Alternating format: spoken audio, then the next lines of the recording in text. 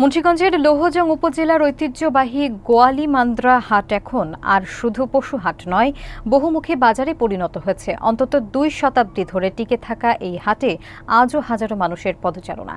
গবাদি পশুর পাশাপাশি বিক্রি হচ্ছে মাছ, মুরগি, ফলমূল থেকে শুরু করে পোশাক ও গৃহস্থলী সামগ্রী। স্থানীয়রা বলছেন, এই হাটের সঙ্গে জড়িয়ে আছে তাদের কয়েক প্রজন্মের স্মৃতি ও আবেগ। আনিসুর রহমান রলিনের প্রতিবেদনে থাকছে বিস্তারিত। মুন্সিগঞ্জ জেলার লৌহজং উপজেলার হলদিয়া ইউনিয়নের ঐতিহ্যবাহী গোয়ালি মান্দ্রা হাটের বয়স অন্তত ২০০ বছর। একসময় শুধুমাত্র গবাদি পশুর কেনা বেচার জন্য পরিচিত এই হাট এখন রূপ নিয়েছে এক বহুমুখী বাজারে। ইতিহাসবিদ যোগেন্দ্রনাথ গুপ্তের লেখা বিক্রমপুরের ইতিহাস বইয়ে উল্লেখ রয়েছে, রাজা রাজবল্লভের শাসনামলে বিহারের গয়া তীর্থের পুরোহিতদের জন্য মান্দ্রা গ্রাম থেকে জমি দান করা হয়েছিল। সেখান থেকে হাটের নাম করা হয় গোয়ালি মান্দ্রা।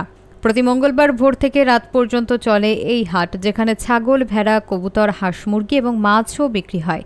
নারী বিক্রেতারাও নিয়মিত আসেন বাড়ির হাঁস মুরগি বিক্রি করতে। হাটে পাওয়া যায় স্থানীয় ক্ষেতের শাকসবজি, ফল, লুঙ্গি, মিঠাই, শুটকি, হাতে বানানো পাটি ও কুলা। প্রবেশপথেই চোখে পড়ে মুক্তিযোদ্ধাদের স্মরণে নির্মিত বিজয় স্তম্ভ।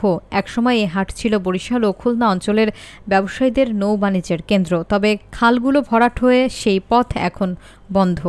হাটের ইজারাদার মোহাম্মদ কাউসার শেখ জানান, পুরনো হাটের অবকাঠামো উন্নয়নে তিনি টিনের শেড, রাস্তা ও পানির ব্যবস্থা করেছেন। হাটকে তার ঐতিহাসিক রূপে ফিরিয়ে আনার চেষ্টা অব্যাহত রেখেছেন। স্থানীয়দের কাছে এই হাট শুধু বাজার নয়, ইতিহাস আর আবেগের মেলবন্ধন। কত হাট থেকে আসছেন? কিরকম?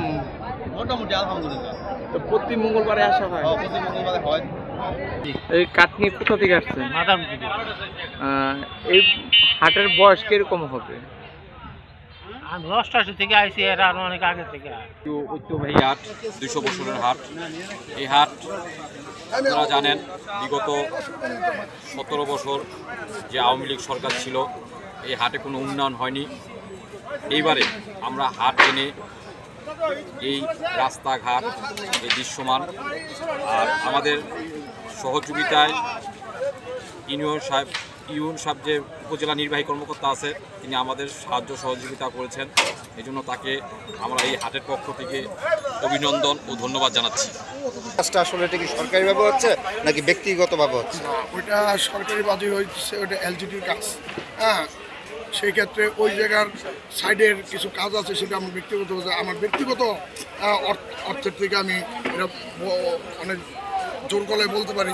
হ্যাঁ, সেটা হলো যে আমার এটা সাইডে মাটি মুটি এটি দেওয়া বা দেওয়া, এগুলি আমার ব্যক্তিগত ইয়ের থেকে প্রায় এটার পিছনে প্রায় ১ লাখ টাকার মতো, ১ লাখ প্লাস হয়ে গেছে ৩ দিনে। আমি এখন এটার আমার যতটুকু সমর্থন অনুযায়ী আমি এটা চেষ্টা করতেছি। আর সবচেয়ে বড় কথা হলো, ধন্যবাদ জানাই আমার এই পর্যায়ে বর্তমানে যে নির্বাহী কর্মকর্তা ইউনুস স্যার ছিলেন, নাসিরউদ্দিন স্যার, সে আমাকে যথেষ্ট পরিমাণে হেল্প করছে।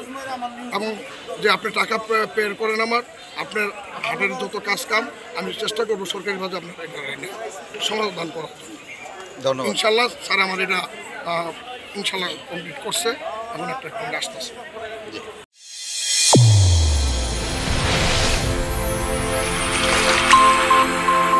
চ্যানেল A1, হৃদয়ের স্পন্দন।